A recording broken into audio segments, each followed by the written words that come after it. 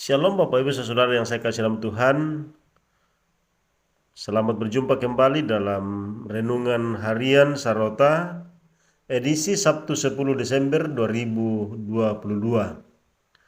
Sebelum kita membaca kebenaran firman Tuhan, mari kita berdoa. Ya Tuhan Bapa kami dalam sorga, kami bersyukur bahwa pagi hari ini kami diberi lagi kesempatan oleh Tuhan bangun menyambut hari-Mu yang baru, hari karunia-Mu kepada kami. Menjalani sepanjang hari ini, kami mau mendasarinya dengan mendengarkan firman-Mu untuk menjadi sulu dan pedoman bagi kami menjalani segala rutinitas kehidupan kami. Tolonglah berikan kami hikmat supaya kami mengerti arti kebenaran firman-Mu saat ini. Dalam Kristus Yesus kami berdoa. Haleluya. Amin. Firman Tuhan pagi hari ini diambil dari Injil Lukas pasal 3 ayat 1 sampai ayat yang ke-20. Injil Lukas pasal 3 ayat 1 sampai ayat yang ke-20. Demikian firman Tuhan. Dalam tahun ke-15 dari pemerintahan Kaisar Tiberius, ketika Pontius Pilatus menjadi wali negeri Yudea dan Herodes raja wilayah Galilea, Filipus saudaranya raja wilayah Iturea dan Trakonitis, dan Lisanias raja wilayah Abilene. Pada waktu Hanas dan Kayafas menjadi imam besar, datanglah firman Allah kepada Yohanes, anak Sakaria di padang gurun. Maka datanglah Yohanes ke seluruh daerah Yordan dan menyerukan, "Bertobatlah dan berilah dirimu dibaptis, dan Allah akan mengampuni dosamu." Seperti ada tertulis dalam kitab nubuat Yesaya, ada suara yang berseru-seru di padang gurun, "Persiapkanlah jalan untuk Tuhan, luruskanlah jalan baginya. Setiap lembah akan ditimbun, dan setiap gunung dan bukit akan menjadi rata. Yang berliku-liku akan diluruskan, yang berleku-leku akan diratakan. Dan semua orang akan melihat keselamatan yang dari Tuhan." Lalu ia berkata kepada orang banyak yang datang kepadanya untuk dibaptis. Katanya, "Hai kamu keturunan ular beludak, siapakah yang mengatakan kepada kamu supaya melarikan diri dari murka yang akan datang? Jadi hasilkanlah buah-buah yang sesuai dengan pertobatan, dan janganlah berpikir dalam hatimu, Abraham adalah bapa kami. Karena aku berkata kepadamu, Allah dapat menjadikan anak-anak bagi Abraham dari batu-batu ini. Kapak sudah tersedia pada akar pohon, dan setiap pohon yang tidak menghasilkan buah yang baik akan ditebang dan dibuang ke dalam api." Orang banyak bertanya kepadanya, "Jika demikian, apakah yang harus kami perbuat?" Jawabnya, "Barang siapa mempunyai 2 helai baju, hendaklah ia membaginya dengan yang tidak punya. Dan barang siapa mempunyai makanan, hendaklah ia berbuat juga demikian." Ada datang juga pemungut-pemungut cukai untuk dibaptis, dan mereka bertanya kepadanya, "Guru, apakah yang harus kami perbuat?" Jawabnya, "Jangan menagih lebih banyak daripada yang telah ditentukan bagimu." Dan prajurit-prajurit bertanya juga kepadanya, "Dan kami, apakah yang harus kami perbuat?" Jawab Yohanes kepada mereka, "Jangan merampas dan jangan memeras dan cukupkanlah dirimu dengan gajimu. Tetapi karena orang banyak sedang menanti dan berharap, dan semuanya bertanya dalam hatinya tentang Yohanes, kalau ia adalah Mesias. Yohanes menjawab dan berkata kepada semua orang itu, "Aku membaptis kamu dengan air, tetapi ia yang lebih berkuasa daripada aku akan datang dan membuka tali kasutnya pun aku tidak layak.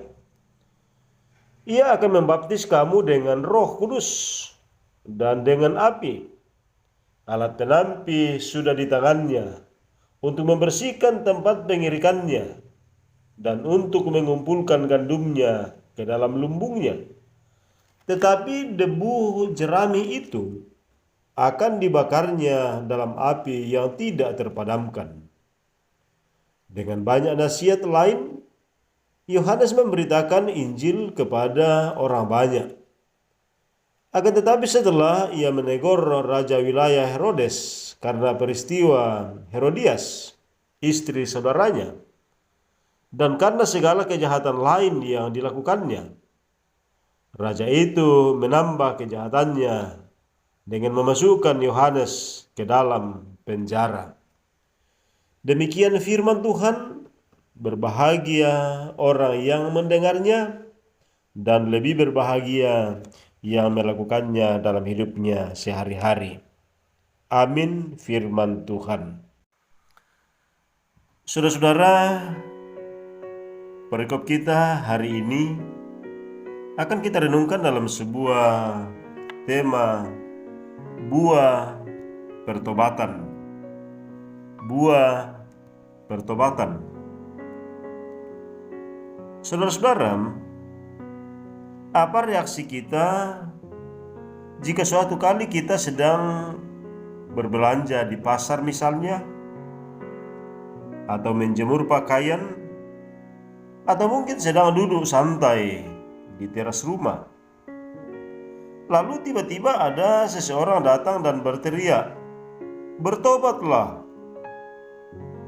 Mungkin kita akan mengira orang tersebut tidak waras. Paling tidak kita akan kebingungan lalu mengabaikannya.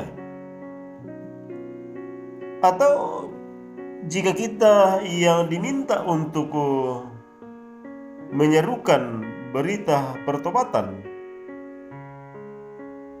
mungkin kita akan mengemukakan berbagai alasan. Merasa malu, takut, atau dengan berbagai alasan.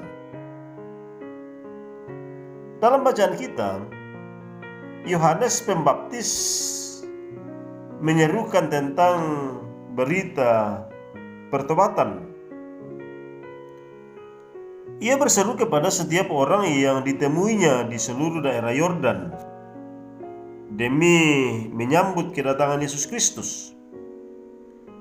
Ia menyerukan kedatangan Kristus yang akan membawa keselamatan bagi dunia. Dalam seruan tersebut, anak Elizabeth dan Zakaria ini menyerukan pertobatan dan akan menikmati rahmat Allah. Karena itu, ia mengajak umat untuk menerima baptisan pertobatan sebagai tanda bahwa seseorang telah berbalik kepada Allah. Seruan Yohanes menuntut pertobatan yang sungguh. Ayat 10 sampai ayat yang ke-14 menekankan bahwa pertobatan bukan hanya dengan teori saja, tetapi juga harus berbanding lurus dengan perbuatan. Tanda-tanda pertobatan seseorang terlihat melalui hidup yang baru, mau berbagi, saling memperhatikan dan mengasihi, hidup dalam kebenaran, dan meniadakan kekerasan serta perbuatan yang tercemar, hidup dalam perdamaian. Menerima Kristus harus dinyatakan melalui iman yang berbuah dalam kehidupan sehari-hari. Dalam Yakobus pasal 2 ayat 26 dikatakan, sebab seperti tubuh tanpa roh adalah mati, demikian jugalah iman tanpa perbuatan adalah mati. Demikian firman Tuhan. Amin. Saudara-saudara, mari kita tunduk sejenak di hadapan Tuhan. Kita berdoa. Kami bersyukur kepadamu, ya Allah Tuhan pemilik kehidupan kami, bahwa sampai saat ini napas kehidupan Tuhan masih anugerahkan kepada kami, sehingga kami hidup dan kami ada sebagaimana kami adanya pagi hari ini. Terima kasih Tuhan, kebenaran firman-Mu telah sampai kepada kami.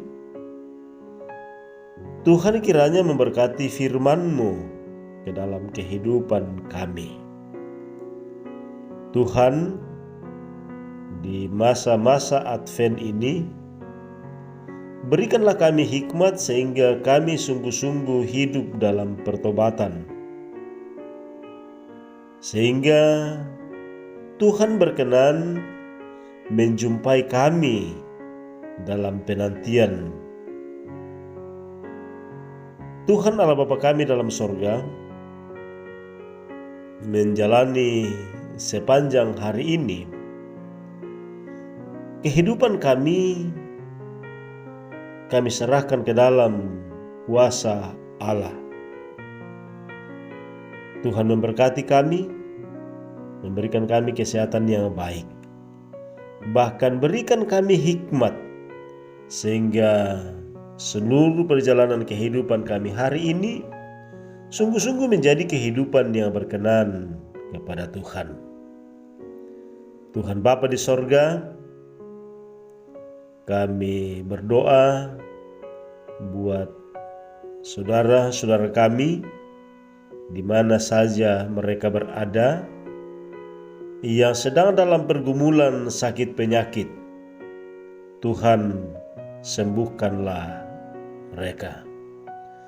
Mereka yang sedang dalam duka cita, hiburkanlah mereka.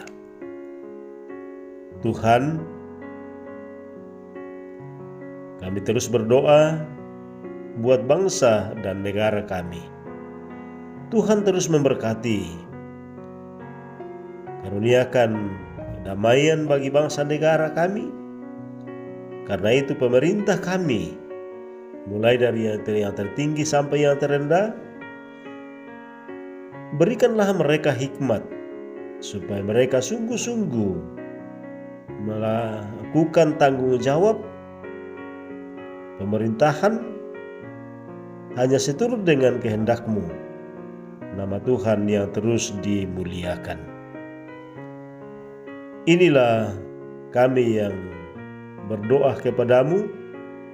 Dengarkan, sempurnakan doa kami. Semuanya kami persembahkan kepadamu, bukan kehendak kami yang jadi, melainkan kehendak Bapa. Tetapi jika Engkau berkenan, sempurnakan doa ini, karena semuanya kami sampaikan kepada Tuhan melalui Yesus Kristus, Juru Selamat kami yang hidup dan menghidupkan kami. Amin.